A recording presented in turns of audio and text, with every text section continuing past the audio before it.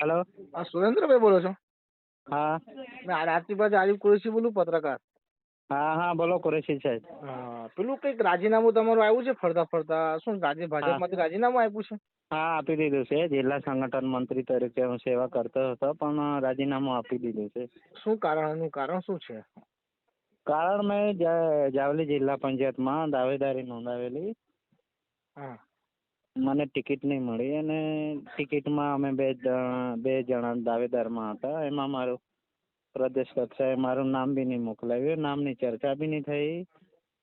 એટલે અને 7 ટર્મથી ચૂંટાયેલા સાંસદ જોડે બી જો ખોટું થતું હોય તો અમે તો નાના માણસ છે, તો અમારી હું વેલ્યુ નહીં રહે, એટલા માટે રાજીનામું આપી દીધું છે. અને આજે આ પાર્ટીમાં જોડાવા માટે અમદાવાદ આવ્યો છું મેં.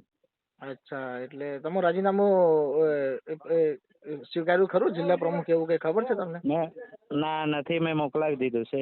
અચ્છા, એટલે આજે આમ આદમી પાર્ટીમાં જોડાવાના તમે? કોના હસ્તે જોડાવાના છો તમે? અમારા ડૉક્ટર દયારામ વસાવા જિલ્લા પંચાયત સદસ્ય અને અમારા